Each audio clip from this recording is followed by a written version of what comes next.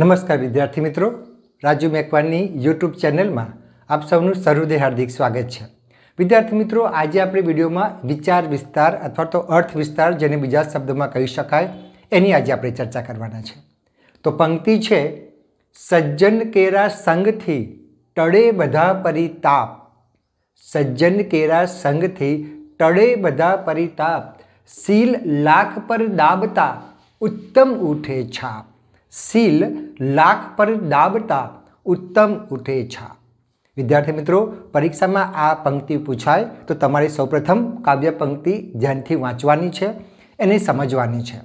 સમજ્યા બાદ તમારે એનો સામાન્ય અર્થ 3 કે 4 લીટીમાં લખવાનો, પછી એની સમજૂતી તમારે વિશદતાથી લખવાની છે, ઓછામાં ઓછી 15 થી 20 લીટીમાં, અને એ લખ્યા પછી ત્રીજો પેરેગ્રાફ તમારે લખવાનો હોય છે। આ કાવ્ય પંક્તિથી આપણા જીવનમાં આપણને સારી રીતે જીવન જીવવા માટે કયા પ્રકારનો બોધ કે ઉપદેશ મળે છે એ તમારે 2.5 કે 3 લીટીમાં લખવાનું હોય છે। આ રીતે તમારે પરીક્ષામાં લખવાનું હોય છે।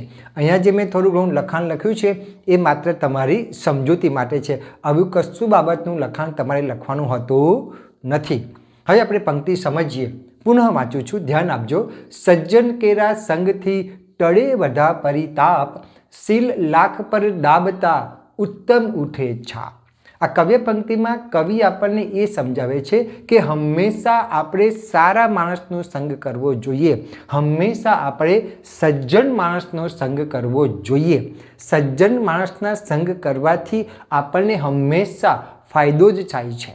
એના માટે સર્જક આપણને દ્રષ્ટાંત આપે છે। કયું દ્રષ્ટાંત આપે છે? તો લાખનું દ્રષ્ટાંત આપે છે। લાખને તમે ગરમ કરતાં એની પર મોહર મારો છો તો એની સુંદર છાપ ઉપસે છે। એ સજ્જન વ્યક્તિ પાસે રહેનારનું ઉત્તમ દ્રષ્ટાંત છે। બીજું આપણે દ્રષ્ટાંત જોવું હોય તો આપણે રામાયણની અંદર જોઈએ છે, નારદ ઋષિના, નારદ મુનિના સત્સંગમાં આવવાથી વાલ્ય લૂંટારાનું વાલ્મીકીમાં પરિવર્તન થઈ જાય છે। સારા માણસનો સંગ કરવાથી આ રીતે પરિવર્તન થતું હોય છે। જો તમે સારા માણસનો સંગ કરશો, સજ્જન માણસનો સંગ કરશો તો હંમેશા તમારા દુઃખનો અંત આવશે। દુઃખમાં વધારો નહીં થાય, દુઃખમાં ઘટાડો થશે। હંમેશા તમારો એ સારા માણસનો સંગ એ લાભદાયક રહેશે। એને આપણે ટૂંકમાં કહેવું હોય તો જેવો સંગ તેવો રંગ।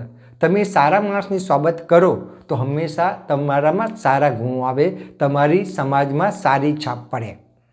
જો તમે હંમેશા સારા માણસના સંગમાં રહેશો તો તમારી છાપ સારી પડે, પણ જો તમે દુર્જન લોકોના અથવા તો જે વ્યસની છે એવા લોકોના સંગમાં રહેશો તો તમારી છાપ ખરાબ પડે, અથવા તો તમે પણ વ્યસનીમાં ગણાઈ જાઓ।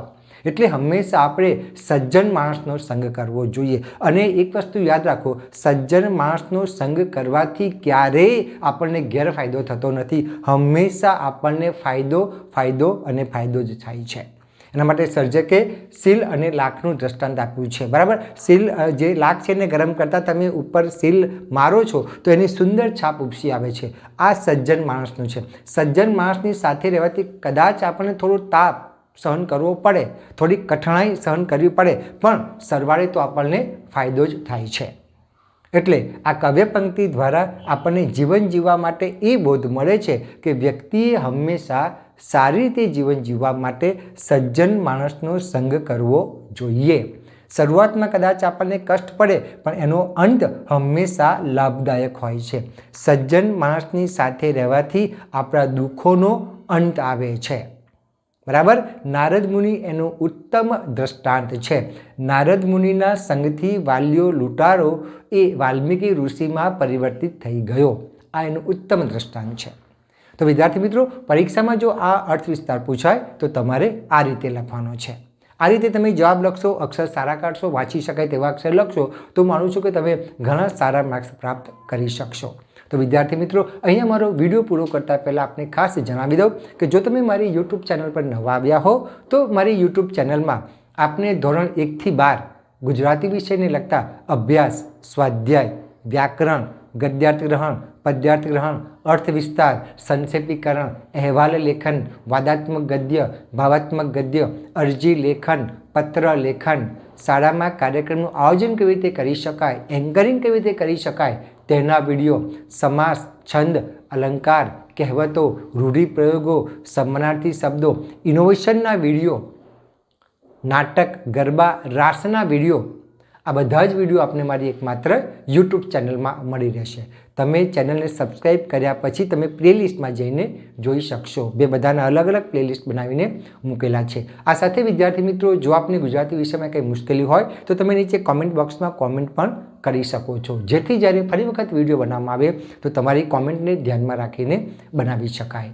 તો અહીંયા મારો વિડીયો પૂર્ણ કરું છું. ફરી વખત આપણે આવા સરસ મજાના બીજા ટોપિક સાથે મળીશું. ત્યાં સુધી આપની રજા લો. આવજો વિદ્યાર્થી મિત્રો, આવજો.